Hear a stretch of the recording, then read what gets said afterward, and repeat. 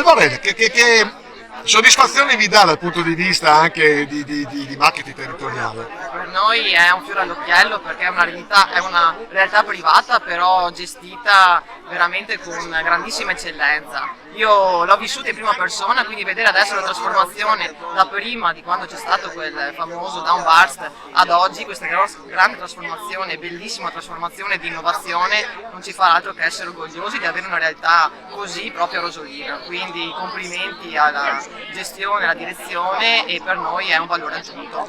E in forma magari minore, anche perché poi ci sono meno componenti private, Rosolina Mare potrà essere un continuo di questa caratteristica green di quest'isola? Sì, Rosolina Mare sta crescendo perché vediamo che anno dopo anno, almeno da quando diciamo anche noi, un po' alla volta si sta trasformando. Ovviamente l'occhio particolare, l'occhio per l'eccellenza ci deve essere. Quindi noi stiamo puntando al turismo esperienziale che è molto noto qui, però anche Rosolina Mare sta crescendo. Quindi sono due età che pian piano si stanno elevando e a pari passo e quindi valorizzeremo entrambi i territori in modo tale da farli conoscere sia in Italia che all'estero.